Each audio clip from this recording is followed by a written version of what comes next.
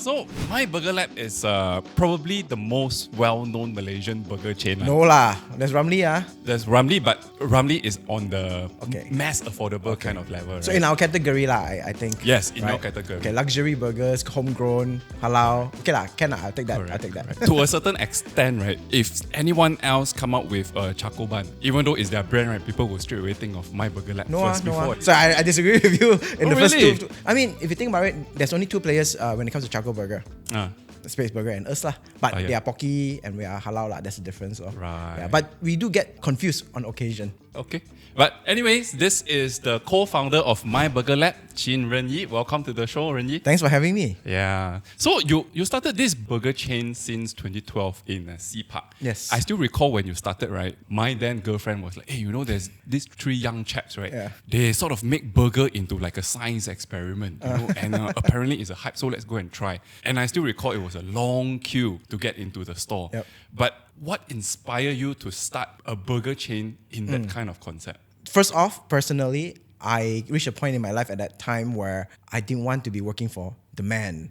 So I decided to be the man. Right. And I managed to convince two of my friends, Chaming and Wicket, my then partners, to embark on this journey to try something new. It was supposed to be a coffee shop, to be honest. Because my background... Burgers? No. It's supposed to be a pure like cafe, coffee shop. No, like... Okay. Yeah. If you remember, 2012 was also the year where there was a huge cafe boom. Yeah. And all the coffee started going up in prices up to 10 ringgit and people were like, that's ridiculous. So common these days. But the point is that it was supposed to be a cafe shop because that's my background. But we decided to move away because we realized that there was too many competition in that realm. So we decided, okay, let's pivot to something else. And taking back some memories of our uni days, I remember traveling to US and then I saw In-N-Out and I said, hey, look, this is a great concept, great philosophy, using fresh meat, fresh fries to make, something that as simple as a burger. And I didn't see anyone else doing that in Malaysia. So I thought, okay, Malaysia should have its own In-N-Out. If I can't afford to bring the franchise over, then why not start it? And that's how we started. Right, okay. But when we think about In-N-Out, Shake Shack, the kind of American burger chains, right, it's fairly straightforward. It's cheeseburger, milkshake, right? Yeah. But when it comes to myBurgerLab, it's more than that. What I can think of is just charcoal bun, but whatever in between, right, it's up to your imagination. So the way you structure it like this for your product development, is it because the Malaysian consumers are harder to please? Or is it there's another objective that you want to achieve compared to, like, let's say, if you are just copying In-N-Out and Shake Shack kind of straightforward, simple business model? All right. So the original idea was a simple model business. Cheeseburger. Just cheeseburger with a bit of variation. I think let's go back a little bit on why we came out with the name of myBurgerLab. We wanted the word lab because we knew we were experimental to come up with the recipe. None of us are chefs. 2 engineers and a finance student. So we adopted the approach of, instead of culinary arts, it came from a direction of culinary science, understanding what makes a bun fluffy, understanding what makes a patty loose or tart, and so on. So because our experimentation stage required us to have a deeper understanding of culinary science, we decided, okay, now that we have a good burger, what do we want to name our business? So that was how the sequence went. Because we experimented so much, BurgerLab lor. That was how it came to be. Okay. Bonus story is that originally we wanted to be called Burger Nation. Okay. But then we realized the abbreviation wasn't to our liking at that point in time. It's also very mouthful. It's a Burger Nation. Oh, right? myBurgerLab is even more of a mouthful. But Burger Nation, you think about it, what's the abbreviation? At that time, it wasn't well loved lah. Maybe these days also not so much. Okay, but we're not going to that. Point is, we called ourselves myBurgerLab because we were experimental in how we discovered making simple burgers. But when we rolled out, people were like, hey, you're called myBurgerLab. Why not experimental one? Why no fancy flavor one? Our first fancy flavor was a peanut butter, blueberry jam beef burger. And that was how it started. And then people were like, we want more creative stuff. That has become the identity of the brand also, right? Every time I go to a myBurgerLab store, maybe I can find something that might blow your mind, that might be, shocking lah. Yeah. Go back to 2012, right? Three of you were very young, just come out and try to experiment things, right? How much capital did three of you pull together to start this store? Actually, it wasn't the three of us. So three of us were the founders, meaning we came together and said we want to start this business. But when we wanted to rent a shop and start the business, we realized, hey, between the three of us, we only had I think about 190,000 ringgit. Right. We needed a little bit more funds from our friends. So we asked, hey, Andrew, come lah. Hey, Lee Ren, come lah. Lee Yan, come lah. So all in all, there were 7 of us and we had a capital of 250,000 back then. So naively, we spent 200,000 just to build the shop, buy the kitchen equipments, decorate the store. And we had 50,000 just to run the business, which is an advice that I would not give anyone. But thankfully, because of the black bun, day one, it got crazy. We had a very famous blogger, famous blogger, Eat Drink KL. Right. And back then, if he says it's good, you would have the KL foodie effect of today. So he came on the first day, he was the third customer. We didn't even know it was him. And he wrote a nice piece for us. And thankfully, after day one, it just blew up. We scheduled to sell about 90 burgers a day at that time. Wow. And sold out. And then we started increasing our production. So that was how we started, with a low capital, with almost 2 months runway at best. But thankfully, because we went viral from day one, we were able to sustain. But if we were unlucky, we would have closed down in 2 to 3 months. Yeah. When you say low capital, it's also not very low, right? Because let's say, for example, if I were to start my own burger chain, without knowing whether the market is going to accept my product or not, I would maybe want to try it on a garage first and see how it goes. And then only I think maybe I should start a store. But you straight went inside and then, you only have yes and no. Yes and no. What gave us confidence was the pop-up session that we did before settling on Sea Park. So if you look back at our story, we will always refer to Red Bean Bag as our friends who gave us a chance. So Red Bean Bag is famous for their Australian brunch back in the days. They were open for breakfast and lunch only. So they were closed for dinner. I was a barista there at that time. So I asked Yu Kyung and said, hey, is it okay if I rent your restaurant at night and do some testing for my new burger concept? Right. So he allowed for it, and we did about 10 to 15 sessions of testing. And once we had the confidence and people were saying this is amazing, we also launched our charcoal bun at that time. And our Facebook like jumped from, I think, 100 to 200 overnight to 1,000. And we're like, oh yeah, we hit something. Back in the days, 1,000 is a lot of likes on Facebook.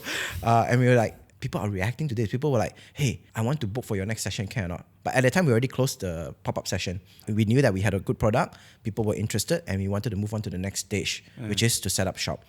Because of the virality online, it gave us the confidence of not going into a garage, but to find a proper shop and set up shop. Okay. F&B business is a very interesting industry. It's easy to start. Oh, yes. But it's very hard to sustain. Yes. Did that come to your mind when you start your first store? Or is it something that you discover after that? It was something that was advised to us. Okay. That if you find that you're able to sustain for 2 years, that's just your baby years only. That doesn't mean success, right? You need 5 years to see sustainability, to say that, hey, look, this is a business that you can maintain, of course, with profitability as well. So I didn't know that. But again, we didn't have the normal experience that most F&B people have, which is we hit the jackpot from the beginning. We were very lucky. However, we were at that point in time looking at other businesses that hit the jackpot and say, hey, we can be like them. One example was Snowflake. If you remember the heyday of Snowflake, right? Every store was a queue out the line. It was insane. We're like, hey, people can afford dessert at this price. Hey, they can afford a burger. So again, with this logic, we were like, we can be these guys too, but in burgers. But after the first 1-2 years of running the business, and because we found success, people want to interview us, and other new F&B entrepreneurs come up to us and say, hey, look, how do you guys do this?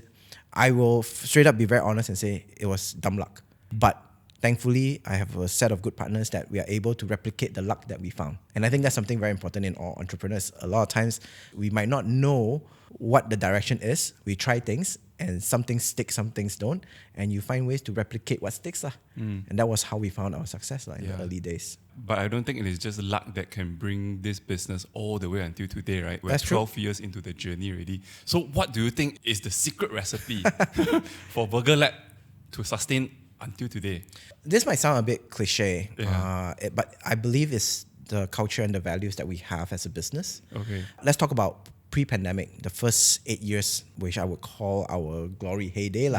We took a lot of inspiration from great brands like In and Out. And the good thing is we live in an age where information is so freely available. So we are able to Google and find information of, what do they do right? What are the philosophies that they apply? And we see what we resonate with and apply in our company as well. So we put in what I call systems of culture.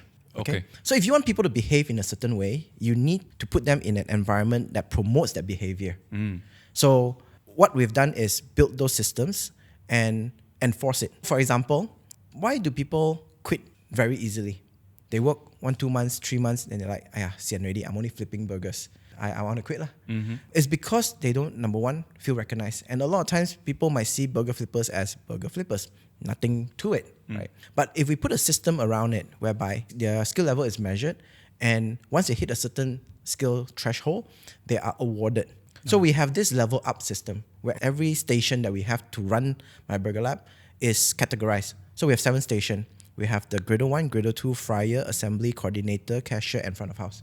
Wait, that's 9. Sorry. No, wait. There is 7. I have my fingers. All right, it is 7 station. And at that time, we have a system whereby if they acknowledge for each station, once they collect 3, they will collect a level up card. They collect 3 cards, it's like Pokemon cards, their salary increase a little bit. Oh, so you need to master yourself in 3 different stations. Yes, then, a minimum of 3 stations. Then you get an increment. Yes. Oh, And then, so that's how you motivate people to stay longer. To stay longer and upskill themselves. yes. Also. However, there's an important element. Okay. To get the card, usually people will say, okay, you can open the station, run the station, and close the station. Okay, but that's not enough for me. I've learned that true mastery requires the ability to teach. And I want to build an ecosystem in myBurgerLab where a mentor-mentee system is in place. So to truly earn the level up card, you need to be able to teach someone that station. Okay. And not everyone knows how to teach, and that journey becomes that little bit longer for them. Right. Why I added that element is sometimes when people are good at what they do, they don't want to teach others. I teach you that, then you become better than me. But we wanted them to say, hey, look, for you to be recognized, you need to know how to teach. And it is also because when you're able to teach and pass on the knowledge to the next person, You're then only you truly can move to the next station. Exactly, and you've right? truly mastered Yeah. that skill set. It's a system that we dropped during the pandemic. How come? Our margins were so slim at that time, so we weren't able to give them the extra. For example. Okay. People were also dropping out because we had a lot of young people working with us. Back then, their parents would say, hey, it's dangerous, don't go out and work. I prefer you not to work. So a lot of things changed at the time, and we had to choose what systems to hold on to, not to hold on to. Okay. So right now, bringing it back is a bit of a struggle. That's why I say there is a difference pre and post. To your original question of what made us find success so many years in pre-pandemic were exactly us enforcing a group of systems that maintain a set of culture and values that we all believe in. And we're not here to just serve the customers, but we're here to serve each other. And I think that's what makes myBurgerLab different from a lot of brands out there. Do you plan to bring this system back, or do you have a new set of systems? The system is always changing. The system is always being improved on. We have, over the years, introduced new systems. And if it no longer works with that generation, then you need to tweak it. So a lot of it is human psychology, understanding what would make them tick in a positive manner. And you create that environment or that system to make them thrive. And when you do that, they want to stay. They want to stay not because you pay them well. In fact, that helps, but a lot of times people don't move to another restaurant or another business because of 200 ringgit. They stay because they have a group of people that they can trust, that they can grow with. So our job as business owners should be creating that kind of environment for them. But as you all know, post-pandemic, everyone's priority changes. Everyone's mindset changed as well. And I could see the landscape literally changing every 6 months. Right? So the system couldn't catch up fast enough, as I was also battling other things, whether it was partner problems and new partnerships and so on. I think we'll get into that a bit later. Right. So I think we had a good run pre-pandemic. Post-pandemic, we're still figuring out what works with this generation of staff that we have. So prior to the pandemic, it was the 3 young chap trying to make this thing work. And then it was the pandemic. It was also during that time that headlines came out to say that the partners left and then you have new investors. I don't know the nitty-gritty details about it. Can you just share? Okay, so I think I need to put out a disclaimer. Okay. With the utmost respect to my old partners, I love them to bits. I think BurgerLab would not be what it is today if not for them having trusted me and also each other to grow it to be what it is. And I think that during the pandemic, it was a very difficult time for everyone. We were all facing uncertainty. So we all made different decisions that probably we didn't see eye to eye. I definitely made mistakes. At that time, I thought I didn't make any mistake. I thought you're at fault. That's why we don't see eye to eye. In hindsight, ironically, hindsight 2020, I do believe that I did say some things that might have been hurtful as well to my partners. So anyway, long story short, during the period, there were a lot of differences in opinions, and we decided that, okay, we're going to part ways. As simple as that. Okay. But it was not the best time to part way. It is in the midst of a pandemic, crisis. of a crisis, right? I also didn't know how it would pan out. My focus was solely to keep the business running, and hopefully that, once the pandemic is over, we will able to figure things out. So the messaging was very simple. Okay, you want to exit? What's the number on the table? Can we buy you out?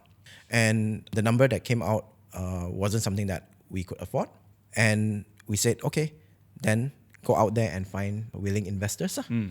And that was a very long process, at least to me. It was, I think, almost a 1.5 year to 2 year process. So they will always find somebody that is interested. They'll pitch to them why BurgerLab is worth X amount. And that investor, if interested, would at the end of the day seek a conversation. Okay. They won't buy until they talk to me, because they need to know what's the plan moving forward. Correct. So it was a very interesting experience for me, because my partners wanted out. At the same time, I had a control of whether that sale was going to happen or not. Like a veto like that. Right? Yeah, of sorts. But I also understood that there was no point having partners that they want to be in. It was going to be a tough struggle for everyone anyway, right? So I also wanted to facilitate the exit as much as I can. But I'm a very emotional person. If you ask my ex-partners, I definitely do speak my mind, and I do get angry and do show my emotions. So I wasn't the most wonderful person to work with at that time as well. When the investors would come in, they will ask me what the plan is. I'll be like, what plan? I'm just trying to survive. Of course, that's not what they want to hear. But over time, I realized that if I don't play ball, then we are stuck in this forever. So a lot of ding dong, ding dong, ding dong, back and forth for almost 1.5 years. And it came to a point where we only had 3 months runway left. As things were increasing in pricing, raw costs, as staffing costs were also rising, and ingredients were hard to find. We were making changes left, right, and center on the ground level. I was so focused on managing the top level business that the ground level was, I would dare say, really experiencing a shitty moment. At the point, how many stores you have already? About eight. About 8? Yeah, wow. 8. Yeah. So you need to manage 8 stores during the I mean, pandemic. not just myself. I do have an operations team and so on who is managing that. So not the biggest issue. But when we were making changes to recipes and whatnot, due to availability of ingredients, and also in mind, we wanted to go halal as well at the point in time, the food quality dropped. Even the service quality dropped. And we got a lot. That 6 months was horrible for me, because I don't like it when people tell me that I suck.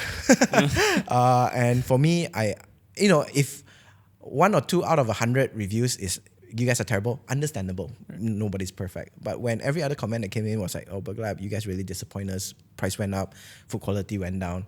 And I understand. I've been a customer that have seen restaurants like that, and I know how bad it feels to be on the other side. It's not for a lack of trying, right? So at the end of the day, my friend Chris connected me to Karthik. I already knew Karthik for years, but I didn't want to bring in a friend and potentially ruin the relationship as I did with my ex-partners at that point in time. But Karthik came in and said, hey, look, friend talk aside, this is what I'm happy to do for you guys. This is how I can come in and help. And I think partially is him giving me some level of assurance that I wanted to hear, where he wouldn't dilute me to nothing, because the other investors' offer on the table was something of that sort. And I was like, okay, there's business continuity. I get to have equal share, then why not? And that's how the deal was inked. That was done late 2022. Officially, January of 2023, Lotus Capital became a part of myBurgerLab. So today, how much share do they own in myBurgerLab? To make it simple, it's 50-50. Okay. Just now you mentioned during the pandemic you have 8 stores. What about today, 4 years later? Now it's 10. We did have to close and move some stores. So we gained 4 new stores last year, but we also closed 2. Okay. And all this expansion after a Lotus came in, do they help in the funding? Or is it business as usual? You go and take a loan and... Both, funding and loans. Okay. Yeah. So strategically, on the finance side, Lotus Capital, Karthik specifically, takes care of that. My job is, again, focus solely on operations and also growing the team. He does believe that BurgerLab is different because of how we manage our team. And that's something that I also want to not give up on.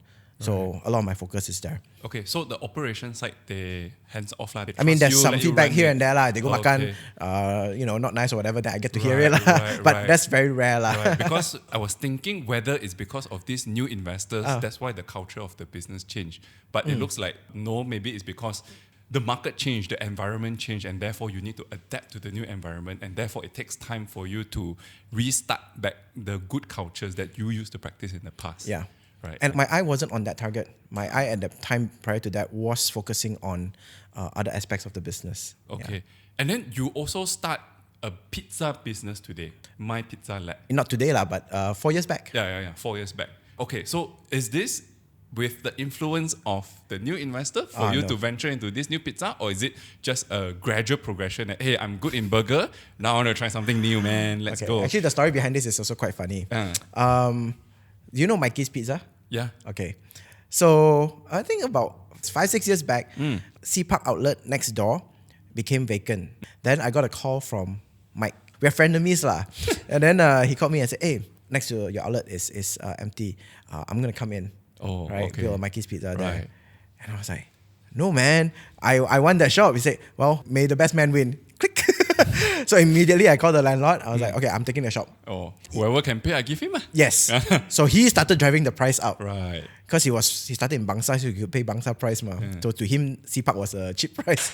So anyway, long story short, we managed to convince the landlord to give it to us at a slightly higher price. And it would be another concept, which was pizza, because I wanted to do that line. So at that time, it was also PRU 14. True to myBurgerLab's ethos, we opened up the shop, and this is a few weeks before election. We opened up the shop, we let people practice voting. You can choose fried chicken, you can choose pizza, you can choose boba. That's a good marketing. And ice cream. Yeah, it was. Because BurgerLab already had its own foot traffic, so we said, hey, we're opening a new concept. Choose what concept you want to see here. Let the people decide. Because it's myBurgerLab, meaning that the word my is not Malaysia. It's that whoever that says it has a say in the business. So we wanted that ethos to be practiced. And everyone voted pizza and boba. So myBurgerLab actually has a boba shop inside in Sea Park for a while. I had a good concept because I used to go to Taiwan. I love drinking boba tea there. And I thought, there's this boba concept that I wanted to bring over. But when we started myBurgerLab with Boba Lab together, the whole bubble tea craze started pre-pandemic, if you remember. Yeah. It was insane. And we were lost in the sea of noises. So we decided to focus on Pizza Lab only, and then slowly Boba Lab, we just wound it down lah. That's how myBurgerLab came to be in that outlet. It's founded by obviously ourselves from myBurgerLab, Marcus from Table and Apron, Edmund from Inside Scoop, Ning from Chocolate Concierge. So the three of us, we went looking for used equipment to start the pizza joint. Okay, I convinced them because we were out drinking one night. We said, hey, let's start a business together. Let's do a pizza joint. They were like all in lah. So we went out looking for old equipments, and we found Jared, who was running a pizza joint in Uptown at that time. He was looking to close his business. He was a one-man show. He's been running for 2 years, neither making money or losing money, but just no man's land lah. So one look at Jared, and after speaking to him, without a consultation of my other partners, which is a bad hobby of mine, Jared, you want to be our partners? Because he had passion. Yeah. He loved pizza. He knew what he was doing. His pizza was actually good. And I said, we are opening up a shop next to myBurgerLab in Sea Park. Do you want to be our partner or not lah? He's like, but I don't have money. I only have my equipment. I said, never mind, we convert that into one lah. That's what I want, the equipment. Yeah. So that's how we came to be. Right. Yeah. So, and thankfully, Pizza Lab has been doing great. We are opening our, hopefully, fourth store this year. Looks like your boba dream also haven't died yet. You partner with T Life's boss to go into. So he's living my dream right now. Yeah, I'll let him continue. I'll live vicariously through him. Yeah. So what's the plan there, right? Together with Bus Bear. Okay. So I think Bus Bear, they want a diversification of their product. They have a few what they call concept stores of Bus Bear, where the kitchen is huge and they have more capacity to serve different products. So Brian and I have worked on burger toasty before. So this time they said, we want to try to offer burgers in our range of products. Okay. So I said, well, a lot of my guests is requesting for Smash Burger to come back. I actually removed Smash Burger from the myBurgerLab menu. We right now just grill patty without the smashing. We can go into why we removed it later, but the point is that we no longer do Smash Burgers at myBurgerLab. And I said, because of your capacity, you can do it. And I said, let's bring it back, people will buy. went through a few testing and we realized that, okay, it's simple enough for them to do. And the adoption wasn't too difficult. No need new equipment or anything. And that was how it came to be. Very easy. Yeah, you talk about using other people's kitchen and all that, but you yourself, you have your own central kitchen. Yes. Why didn't you just do it in your central kitchen? Like carve out a space, prepare the ingredient, and then just send it to the store. Then you can immediately start that smash burger. So because Smash Burger in Bus Bear is not their primary product, they sell a lot more coffee and drinks yes. and toasty. So if you're doing it as a extra offering, not an issue. So the problem with Smash Burger, right, is that you use a lot of wrist power, okay? And we've been doing it pre-pandemic for 8 years. A lot of our staff reports arthritis after a while and also pain in their joints. So I realized that it was something that I cannot put my team through, and I decided to opt out. And it's a reason that I think it's the first time I'm saying it on camera of why we stopped that. It's actually bad for the hands. So even, I think just now, Aaron mentioned that he likes local area burger, which is a great burger joint in TTDI. A lot of smashing. It does damage to the wrist over time. Yeah, I'm trying myself and see. Don't do that motion too fast, okay? But the point is that we were serving up to 300, 400 burgers a day. So imagine that one person is doing that constantly. There's a toll on it. Of course, if they're only doing 20, 30 burgers and on 2 shifts at Bus Bear, not a problem. I see. So depending on the nature of the business and the requirement. So we made those adjustments accordingly. Okay. So in your central kitchen, mainly you prepare all the sauces. Yes. And also the buns. The buns, the chicken patties, all the sauces, all the toppings. And how many buns can you make in the kitchen? In the day, we can go up as high as 10,000 or more. But we have not reached that capacity. One day? Yeah. Oh, so right now, how many buns do you make? We do about 4,000 to 5,000. You make it every day, right? We make it so every day. Means every day you sell 5,000 around there, yeah. And one burger is about $20, right? So that's like 100K a day. We also do supply to other people. Yes. So you do B2B as well? We do B2B as well. Okay. Then how do you differentiate? Because like I mentioned at the earlier time, right? Whenever people see a charcoal bun, a black bun. Oh, we do other buns as well. Oh, you do other buns. Yeah. So it's not all black lah. It's not all black. Okay. But there are people who request for black buns, and we do serve that as well lah. So they get to choose between regular potato bun or charcoal potato bun, and then we have other flavors, other like wheat bun and whatnot as well lah. You can buy loaves from us as well. Yeah. The new central kitchen, because it's halal certified, we wanted to offer more to the industry rather than just to ourselves as well, because there are demand for our products in other restaurants and cafes. Okay, right. For the purpose of this interview, I actually went to do some research, dig out some of your numbers and all that, right? So in FY 2018, the company was making 8.5 million revenue. Okay. By 2021, and we're talking about during the pandemic time, your revenue doubled to 17.2 million. Just now we were talking about how challenging it was, things like that. But you managed to double it. Credit is not to us. So obviously we did do a lot of marketing. I did go out there and be very vocal about what our stance on the pandemic, safety, and vaccine and all those. So you might have seen some of those ads lah. But credit actually goes to Grab, our delivery partner at that time.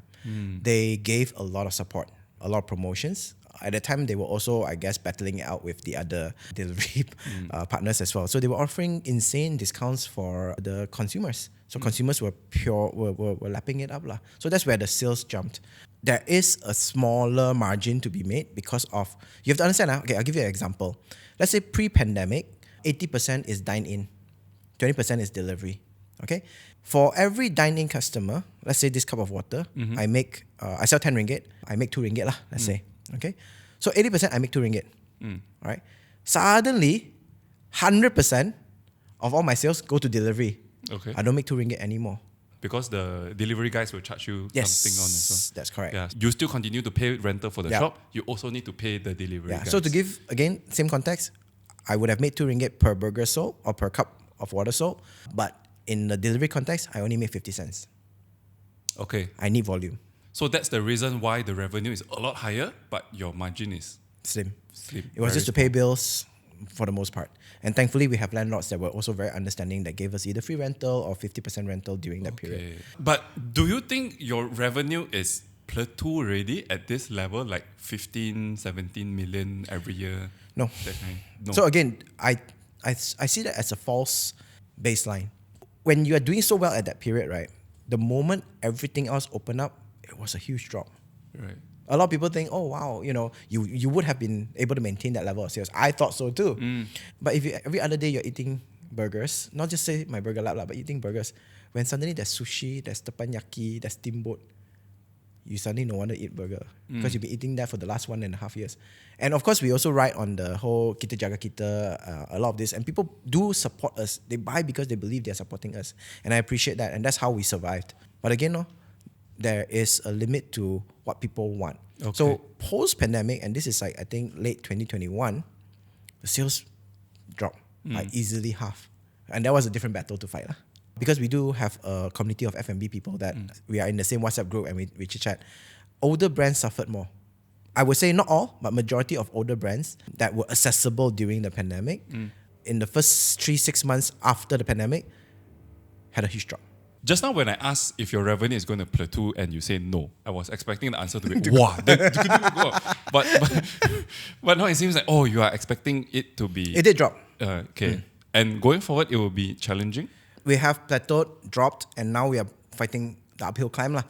As we educate our new market segment, which is the Malay market, I think we will see a hopefully meteoric rise, if the description for meteoric is correct. The moon. To the moon and back. No, back, just to the moon. No need to come back. So we have not actually pushed out our halal campaign yet. Although we have, you can see stickers on our stores. We have told people that we are halal certified, but it requires a whole different marketing campaign and strategy to get the word out there. And do you plan to open up new markets, like going overseas? That is the plan. Okay. However, last year we made a bit of a mistake as we expanded a little bit too fast in the new partnership. So the goal that Karthik gave me at the time was 6 new stores. I was like... Every year? No, last year alone. Last year alone. And I was like, okay. However, we don't have enough manpower. We lost a lot of manpower. And when I say lost manpower, it's not like, just hire back can already. We lost people who understood the essence of myBurgerLab. Again, I would come back to value and culture, right? If I open another store with people that have been with us for 2 years, 3 years, it is less of a work, right? But if I have to hire, let's say I poach someone from McDonald's to come over. Now, apparently everyone boycott. They might not have jobs, right? We poach them. But they don't have the myBurgerLab thinking. And it requires me more work to train them. Not to say not trainable, but it's more work. So that creates an environment that is not sound for expansion. Because when you expand too fast, you dilute the quality of your food. That's definitely going to be a top concern. And you dilute your services and you dilute your culture. And that requires time to build up. So we've pushed through with 4 new stores and we paid the price. Okay. These 4 stores are all overseas stores? Or no. Sorry, it's all local. Currently, still local okay. KLPJ. We haven't stepped out of that realm yet because that's where our comfort zone is. And we believe that there's still a few pockets that we can still go into. Yeah. So this year, it's more of a year of holding back and retraining the team. We do expect 1 or 2 more stores by the end of the year. If the location is right, if the offerings are right. Too many businesses have expanded too quickly. And in the end, post 1-2 years after expansion, they have to scale back. And I don't want to be in that position. So just now we talk about revenue, there's a chance that it may drop, but now it's going back up again. But when it comes to your profit, right, I understand that during the pandemic, you have a set of challenge, a lot of all these margins go to the delivery guys and all that. But now we are out of the pandemic. From what I can see, you're still struggling in the margin side of things. So what is the new challenge that you are facing today, apart from all the manpower issues that you are just talking about? If I may simplify it. Right. So you're very right to say that we are still, I guess, struggling to make a good profit. Okay? We're not selling our product at the right pricing. Okay. So we've seen new brands open up later than us, but their initial pricing is already higher than us. But that sets a baseline, meaning that, okay this is your price right? For 1 burger, it's 20 ringgit, for example. Okay, I know it. I don't have any baseline to compare it to. Where else for us, I'll give an example of let's say another brand A, right? And us, myBurgerLab, same product, we're selling at 27 ringgit. They sell at 37 ringgit, 10 ringgit difference. People are buying it, no problem. But when we try to sell that same product at 37, you get backlash. Oh yeah. Hey, they used to sell 27, what? Yeah. Why now you sell 37? Yeah. It's so still the same it's an burger. old brand problem. Right. We have increased our price. To be fair, we have increased our price, but only to catch up with what my suppliers is increasing. We have not done justice to ourselves, whereby we have a healthy margin. So there is a strategy after refurbishment on our 3 stores where the whole brand has a new look. We will revamp our menu. We will have new products in place to overcome that issue. Let's use McDonald's for example. My chicken, I sell to you 2 ringgit, 3 ringgit more expensive, you're going to complain. I change it lah. I call it Mac Royal, right? Add a bit of sauce into it, but I put 5 ringgit on top of it. No one complain. I think the funny thing about customer is that they are trained to think in a certain manner. And when you try to do good for the customer, they don't always see it. I'll give you one example. We are trained so well by McDonald's that set should always be cheaper, correct? Yes. Okay? So back in the days, I wanted to tell my customer, you buy fries and you buy a drink, it is cheaper. Let's say fries and drink is 6 ringgit back in the days, okay? You buy the fries and the drink a la carte on its own, it's 4 ringgit. That would have been 8 ringgit. But I tell you what, if you want to buy a la carte, it'll still be cheap. It's 3 ringgit. Meaning it'll still be the set price. When we roll this out, you know what customers say? How come your set price not cheaper than the a la carte combined together? I already gave them the a la carte cheap. You get what I mean? Yes. Yeah. I get what you mean. So they don't see that. Not their fault, but because the training. So with us, we realized that menu engineering is something that we have to look into. How do we structure the menu in a way where when there's a comparison, they have a different perceived value. 1-2 ringgit per year, understandable.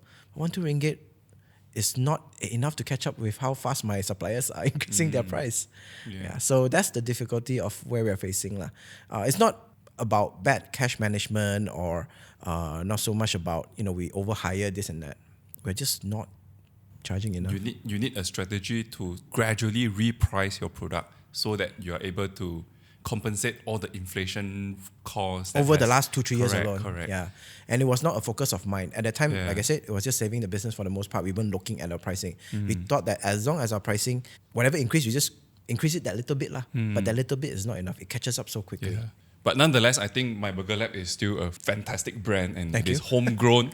One day, if you're able to improve the margin, it's a matter of when. When, right? Not so much a if. Yeah. So once that is there, and then if you can expand your business overseas some more, I think it is going to make a lot of Malaysian proud. I hope so. Yeah, I think that Malaysians can create a lot of great brands. Yeah. But sometimes we do ourselves injustice through, I don't know, whether it is political reasons or just lack of support. But when everything is done right with good intention, success can be found in Malaysia. All right.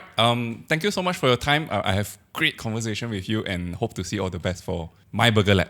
Thank you so much, Frankie. Right. I had a good time here. Thanks.